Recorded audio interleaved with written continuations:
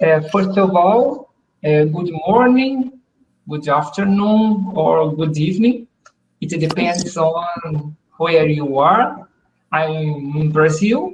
Here is 7:15 a.m. So for us, it's good morning. My name is Frederico Braida.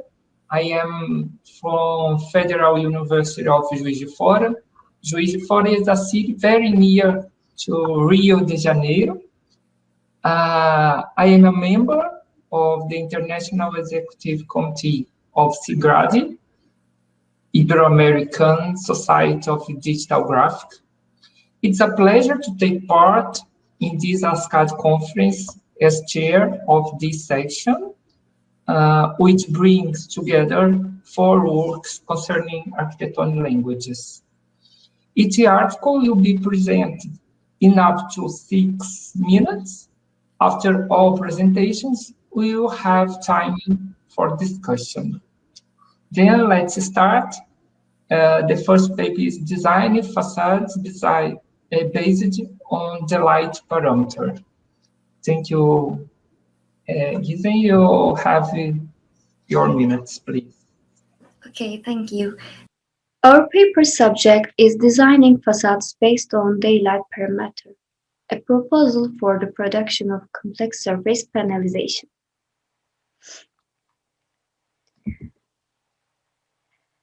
In our research, if we look at the literature background, we searched a lot of articles which are mainly in the circle of the energy performance-based and the interactive architecture. First, in the left side, we can see the cross-section between performance-based architecture and the interactive architecture in earliest researches. According to Colley, performance evaluation is intended to form, function, and the context. By addressing environmental factors, designers could have encouraged to produce location-based solutions.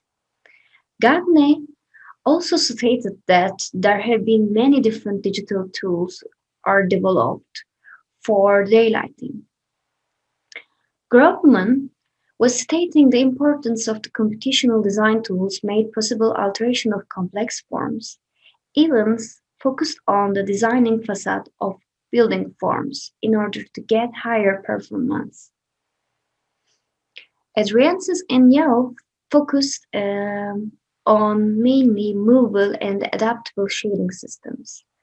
According to Fox, interactive architecture requires not just pragmatic and performance-based understandings, but also related with global environment.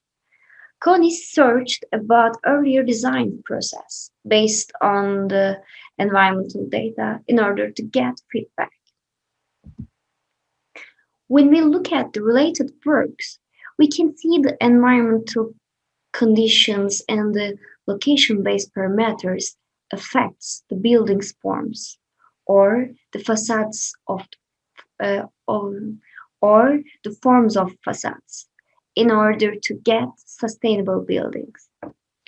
The researchers also stated hierarchical changes of facades based on sun position. Some of them use it for shaping building forms, and some of them use this position for adaptable facades. When we came to our research methodology, actually we aimed to design a complex surface panelization system which could change according to the sun position. The steps of design framework are creating the analysis with Ladybug plugin, which gave realistic values of changes.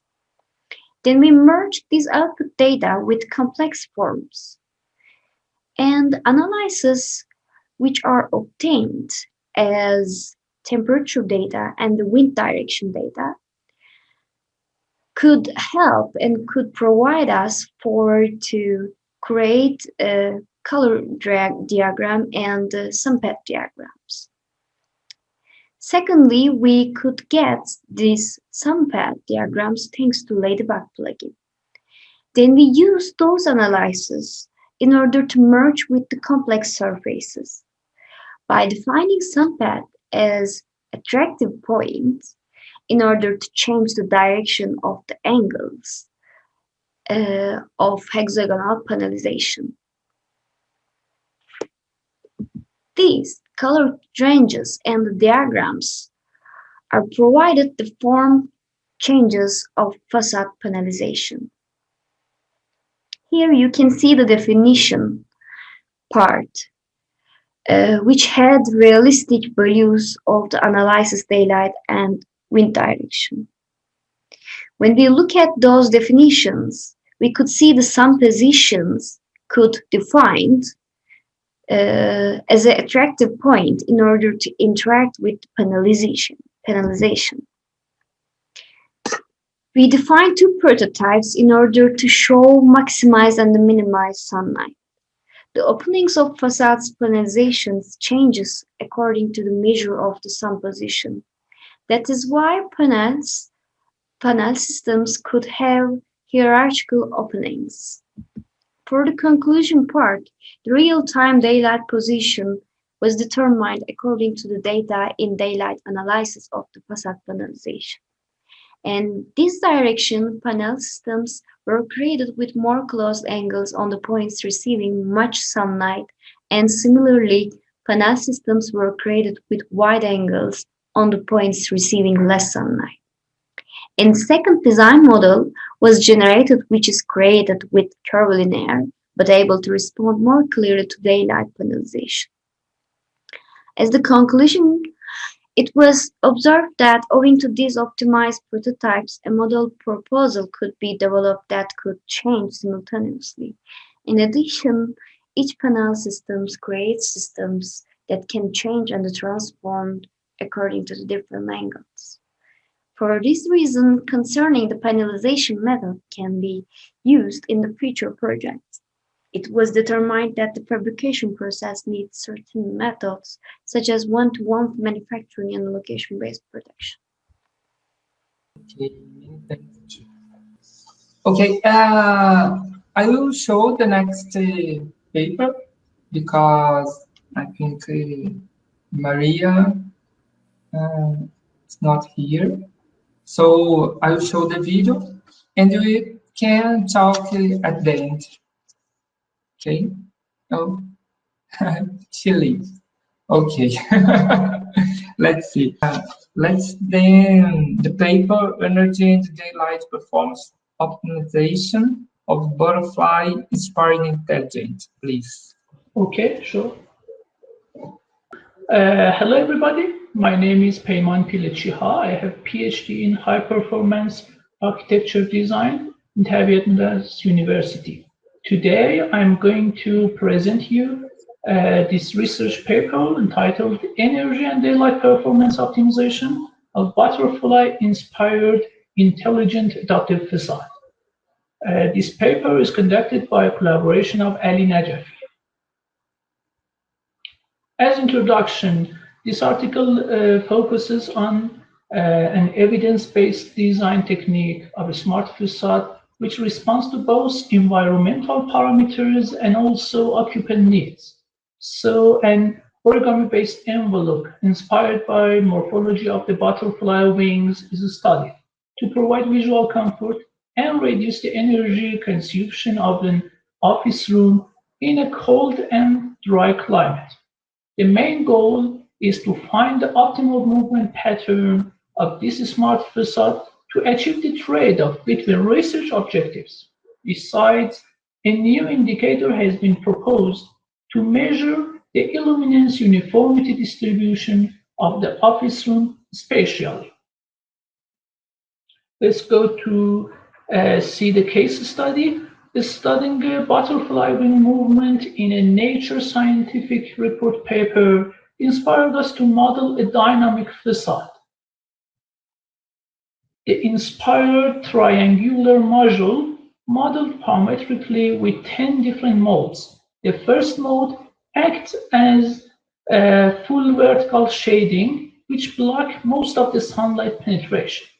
The higher the number of modes, the greater the opening the facade, and shading gradually becomes a horizontal one.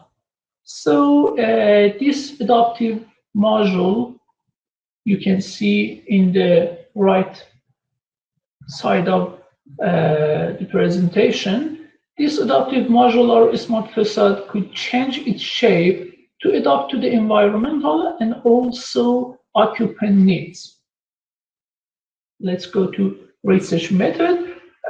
Following modeling in rhinoceros and grasshopper, daylighting and energy simulation was conducted via Ladybug tools. The base model, which is a simple model without the proposed dynamic facade, and also 10 models with static facades, is studied early in 4 days. So for each mode, 52 hourly values for daylighting and the same for energy consumption were extracted by Colibri. Comparing the weighted results of each mode, making it possible to find the optimum mode in each hour. Daylighting index that I should mention here. To study daylighting in this research, the illuminance uniformity distribution, which is presented in the European standard for lighting in an indoor workplace, was chosen. In this method, first, the illuminance received by the sensors on the table surface should be evaluated, then the average illuminance should be calculated. If the sensor point with the lowest illuminance received at least 40% of the average, this table surface meet the standard need. Ima? Yeah? Sorry. Okay. You look just the first slide. It's not What? for us. Okay. Let's change the sharing. Okay. Let's go share with my entire screen. No, I think you can see. Yes. Okay. Yeah. This is the, as I said about the modeling, simulation, optimization, and the result analysis, how we did a case study, which we borrowed from an Nature journal publication, and then we parametrically modeled 10 different modes for or pattern. You can see movement of each modes in the right side.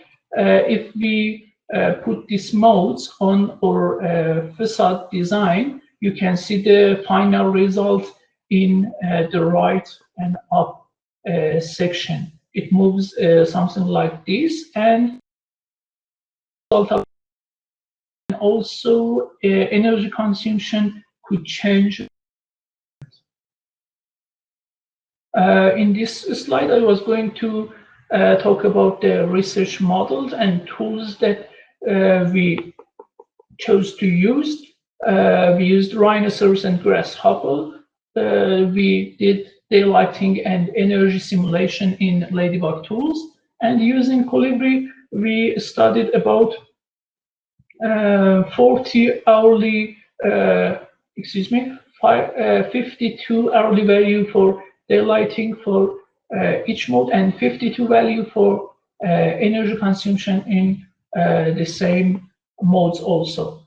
So we have one building without the dynamic facade. We studied it as a base, and then we put each mode on one case and study it in 4 different days in hourly sequences. About the index, I talked to you about the EN standard. It's illuminance uniformity distribution. I told you about how it calculated. We should study illuminance on different points on the table. After it, we should average it. If the sensor point with the lowest illuminance received at least 40% of the average, the table surface, we could say that it meets the standard needs.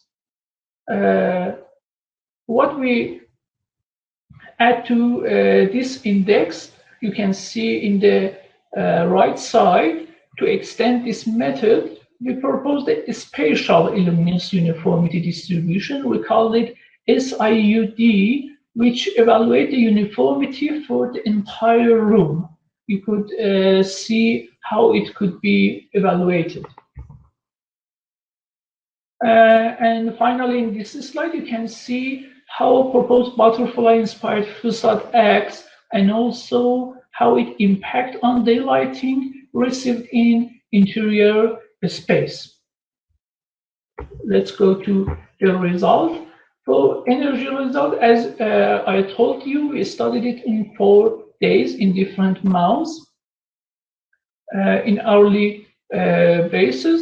The energy consumption of the base model, you can see 2 lines. One of them is blue, which is the base model, and the orange one is optimal model. You can see some numbers on optimal model. In each number is similar to the mode that we presented on some slide before. The energy consumption of the base model in this slide is compared with the most optimal model. The hourly mode number is presented on the orange line, which is the result of the optimum model. Results show that except March 20, this figure, in other days, the research proposed model could save averagely about 38%.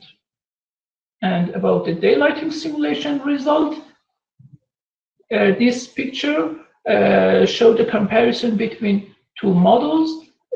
It showed that we could 8%, we could have 8% improvement in daylight scattering with or proposed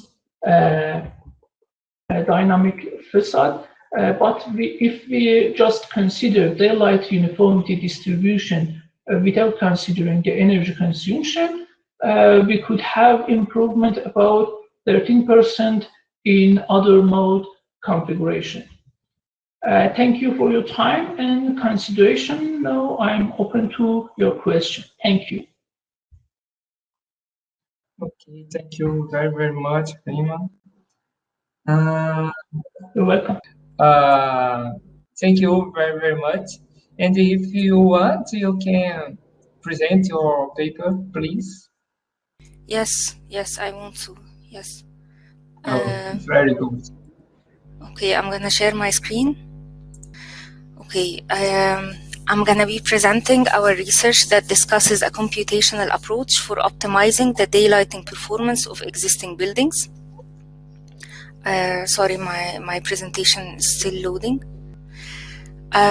So first of all, we noticed that many buildings in Egypt, especially in the commercial sector, ignore their climatic conditions by extending the use of glaze, and using artificial light sources in offices can account for as much as 50% or even more in deep plan buildings.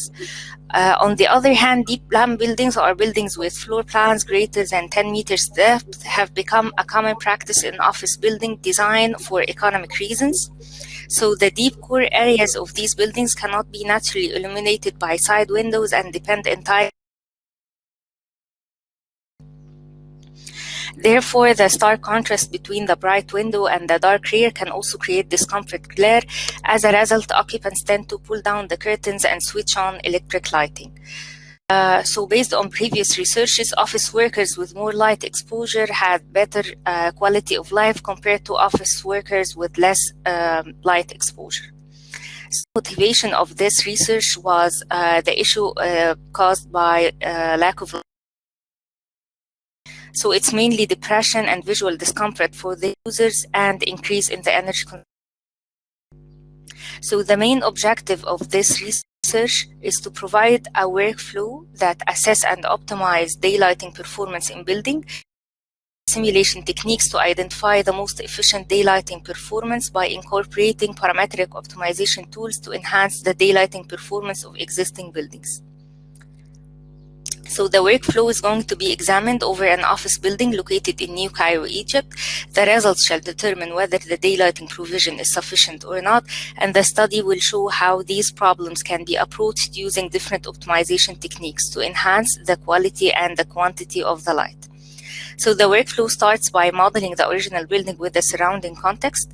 This is followed by daylighting simulation of the original building, and then enhance the daylight quantity using material modification techniques, and finally enhance the daylight quality using louvers and vertical screens. So as for the site analysis, the building is located in New Cairo, directly on the southern 90th Street Road. So this building specifically was selected because it represents these type of buildings over the 19th Street Road, which extends the use of glaze. So the first step was to model the original building with the surrounding context, along with its outer skin, floor plans, and window wall ratios. And the daylighting simulation of the original building showed that the building is suffering from lack of lighting, as the spatial daylight autonomy reached only 27%, while the building was suffering from glare beside the windows, as the overlap percentage reached 40%. So based on previous recommendations, it was concluded that the deep core areas of these buildings cannot be naturally illuminated by side windows and depend entirely on artificial lighting, while high reflective ceiling had the ability to better bounce the daylight around the space. And also based on the WBDG, it recommends keeping the ceiling reflectance over 85%, walls over 50%, and floors around 20%, knowing that the floor reflectance had the least impact. So to enhance the daylighting quantity, the material modification, using the regular gypsum board with high reflective ceiling, and to change the wall material to white glossy paint with 60% reflectance, and finally add a curtain wall to the inner western facade with a window wall ratio of 77%. So the results of enhancing the daylighting quantity showed that the material modification technique enhanced the SDA percentage from 27% to 87%, which solves the issue of insufficient light. However, the increase of daylight caused an increase of glare from 40% to 60%. This one over here is the results of enhancing the daylighting quantity. And these are the base case. The second step is to optimize the daylighting quality. So the WBDG recommended avoiding direct sunlight of beam using vegetation and shading systems. So the first proposed shading system was louvers with a parametric rotation, count, tilt angle, and depth. And the second proposed shading system was a vertical screen with a parametric tilt angle and scale. And the smaller the scale is, the more light it allows inside the space. So to optimize the daylight quality using louvers, the results showed that the case A over here achieved the highest SDA percentage with 77% and an overlap percentage that reached 31%. This means that the louvers has a potential to increase the illuminance level. However, it was not able to reach a compromise between sufficient daylight and minimum glare. The second phase over here is optimizing the daylighting quality using the vertical screen. So the results of the vertical screen over here showed that the utilization of the screen achieved much better results, achieving an SDA percentage of 78% and overlap percentage as low as 14%. As you can see, the red part over here is very small because it reached only 14%. Therefore, in conclusion, the study proves that improvements in daylighting could be achieved using the right methodology, and the workflow has the ability to control many design parameters for each type of building. And although the assessment and optimization is preferably to be done in the early design stage, however, the paper proved that retrofitting measures could still enhance the daylighting performance. and also that this workflow can be generalized at any type of building after evaluating its performance and tailoring the parameters according to each condition. Thank you. Okay, Marian, thank you very, very much for your presentation. Then, thank you. Thank you. Then now it's missing just the third paper, parametric simulation and sensitive of light shelf on the daylight and shading. Okay. Yes, it's shared now. First of all, sorry for these technical problems. It's a pleasure to present my paper in the ASCAAD conference. My paper is entitled Parametric Simulation Sensitivity of Light Shelf, Daylighting and Shading Light Shelf Performance. So in the beginning, we all know that daylighting has many benefits to the human eye, and it also can improve the student's performance. Besides, also we know that it has dynamic characteristics that the daylighting availability can change over latitudes. However, there are many factors needs to be controlled, like the glares, like the direct sunlight. So one of the daylighting and shading devices that were commonly used in schools and known for regulating daylighting is the light shelf. So the challenge here is the question is that we ask is how to reach an approximate dimensions for the near optimal light shelf to maximize daylighting and shading in a classroom, given the dynamic characteristics of daylight. So this work aims to devise a performance map based on two pillars. The first one is the real climatic conditions, while the second one is the dynamic calculation of daylighting. And the paper develops this work using 11 set of light shelves in a typical classrooms, using the radiant simulations to simulate instantaneous and annual daylighting, and MATLAB for data processing, and using the south orientation with changing size. And the paper develops this, tries to develop this performance map using using the known data for daylighting of three cities, which are Stockholm, Cairo, and Nairobi. The first findings, as we can see, about the window size impact on daylighting, we can see that the large windows do not necessarily increase daylighting throughout the back of the room, but throughout the width of the room. This is the first finding. The second result about the seasonal daylighting, we can see that in Nairobi, daylighting falls very sharply because the sun has the highest elevation angle of the sky, while in Cairo, the daylighting decreases gradually, and whereas in Stockholm, the direct sunlight can pass in winter throughout the whole room. For the annual daylighting, we can see that the light shelf 80 by 120 has had the highest impact on improving daylighting in Stockholm and Cairo.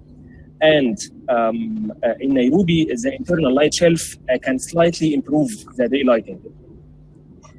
So the third results here are presented using radar charts or diagrams to provide insights into the strengths and the weakness of each light shelf in terms of the four objectives that we have: daylighting in the middle, in the back of the room, shading, and uniformity. So, with regard to the effective shading device, the most shading effective light shelf, we can see that the light shelf 80 by 120 outperforms all light shelves in all climates. Daylighting improvement in the middle, we can see that all light shelves improved slightly,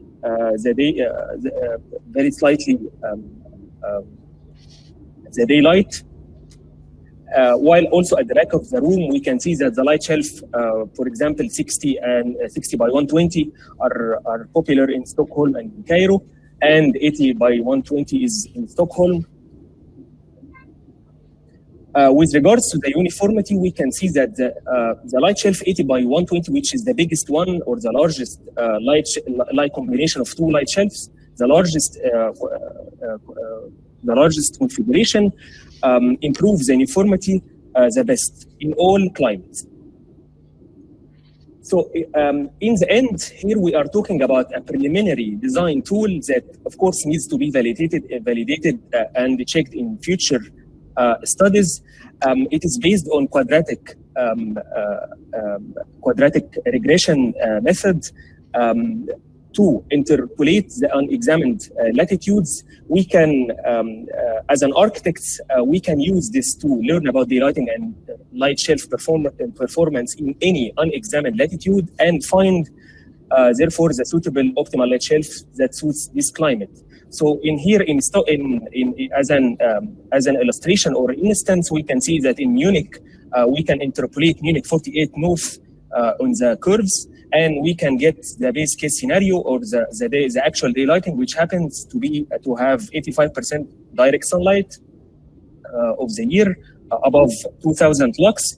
And we can interpolate also the most effective light shelf in that specific climate, which is according to the approximate curves, light shelf 80 by 120, which reduced the direct sunlight by 20% over the year above the direct sunlighting specifically. And we also can get the device or first of all, of course, the actual daylighting of the base case in with regards to the useful daylight range, which is between 500 to 2000 lux in the middle of the room, and we can see that the light shelf 80 by 0, which is the internal light shelf, increased a bit, the 1% of the year the daylight. In the end, we can also see that the range of shading effectivity is smaller as we go from the equator to the north. The internal shelf could improve slightly the daylighting, and they do not play a big role in the shading. Yeah. Thank you very much for your listening, and I'm looking forward to your feedback and questions. Thank you very much. Okay, thank you. Thank you. I read all of the papers, and they are very, very interesting. I think this section is really helpful. Then I invite all of them to read all of the articles too. If the audience has any question, please feel free to present them. And I'd like to know more about your methodologies, if you want to talk a little more for us, and how you are researching during the pandemic, how the research are going. So if you want to talk a little more, please, you can. Yeah. About the methodology, I use radiance to simulate daylighting, and the annual and the instantaneous. I used also MATLAB to process data and interpolate these data, and also to get the best fit curves using the quadratic regression method, which is, as we said, it is an approximation method that also needs to be validated in the future. The methodology also, it is just, it can be generalized, the findings can be generalized all over any scenario, since it is applied on a hypothetical or a typical classroom with typical dimensions.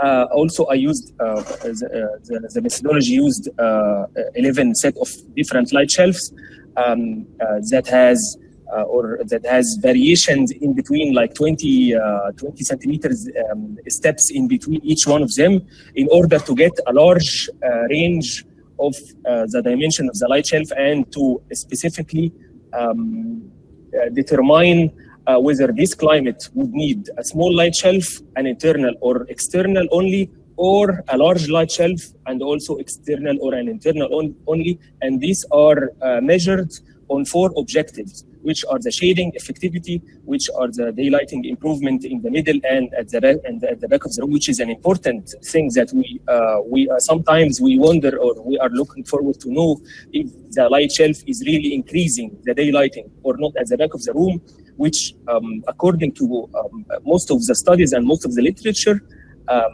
does not happen. The increase in the light shelf does not increase the light at the back of the room, but only regulates daylighting by reducing reducing the direct sunlight at the front of the room, at the very front of the room nearby the window. This reduction in the light regulates the daylighting uniformity and the distribution throughout the room, not increasing the magnitude of the light. So if you have, please, if you have any question, other question. I didn't quite get the second one, the penetration. Okay. And Given, Maria, or Damon, feel free to talk a little more about your papers, methodologies, and this moment of your researches. Nothing more. I think I presented completely. Okay. But if anybody has a question, I could help. Maria, anything more about the methodology?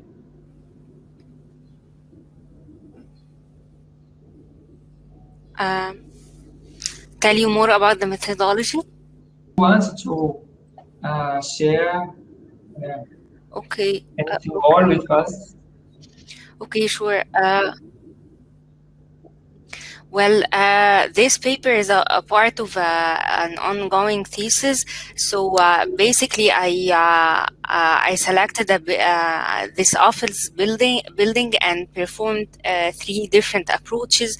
The first 2 approaches, which were not mentioned over here in the paper, I worked on redesigning the building from scratch and comparing the eventual results with the results of the existing building.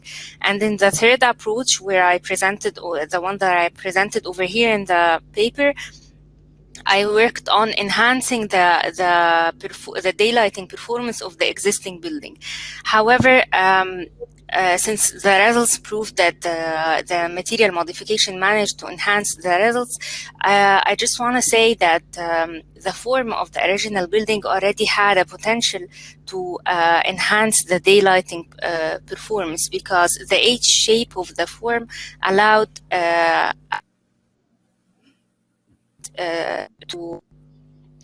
the problem was with the core of the building, which where the mirror ceiling solved the problem of the core of the building through bouncing the light several times to reach the core of the building, and the glare at the boundaries of the building was solved by the shading systems. However, I just want to say that the form of the building helped reaching this result, because it had an H shape that allowed light to penetrate, while if it was like a shape like a regular rectangular or square with a very deep core, I think that the results would not have been this good. Okay, Maria, thank you. And the design? It was almost the same thing that I explained before. I used Grasshopper and other plugins just to take the environmental data, I mean realistic environmental data with the impact with the complex surface panelizations. That was just this, I mean. And about your research nowadays? Excuse me, again, can I? Okay, and about your research nowadays, are you still investigating these things? Anything has already changed? Like this kind of things changed. I mean, for the prototyping and the manufacturing things are not enough for the detailing parts because the panelizations are in basically merged. So I had to work with that, and also I didn't take into consideration about the privacy, which is exist in the also in Istanbul or other environment. So maybe I should attach this kind of priorities to my design too. Okay. So I'm working about. No, thank you very much. Yeah, we have just 3 or 2 minutes. If anybody wants to ask something and question to each other. Can I ask a question from Maya? Yes. Okay, thank you. I want to know that how did you find about the size of shading or another things that you add to retrofit your buildings? Did you did an optimization or just test a limited number of dimensions? Thank you. No, I did an optimization. Actually, it contained multiple optimization phases. So there was an initial optimization, and when I reached somehow good results, it went through another optimization phase to select a better result until we reach an optimum results where we are satisfied with the findings. Can I suggest you to do a multi-objective optimization? You did it in several steps, but multi-objective, maybe in the way that you did optimization, you lost some of the data. But if you use multi-objective optimization, it takes more times and it has more cost, but the result is more precise, I think. Yes, sure. This is a great idea, actually, using Octopus, the multi-object optimization in Grasshopper. However, I used the intensive optimization, manual optimization, so I could be able to go through all the results and determine the ones that achieved the best results. While the problem with optimization solvers like Galapagos or Octopus, that they give you the optimum results, optimum one result without being able to see if there are some other results that had a potential to achieve also better options. So I just manual way in order to see multiple options where I can select from them. However, it's a very good idea. If I want to help you more, you can capture the input and output of your algorithm when, for example, the Octopus or Galapagos is working. You can capture it by Colibri, and then you have an Excel which have all the studied model, and you can use it for analyzing. That would be great, but I think I would be needing your help to try that because I was not able to perform that all alone. Sure, it will be on your phone.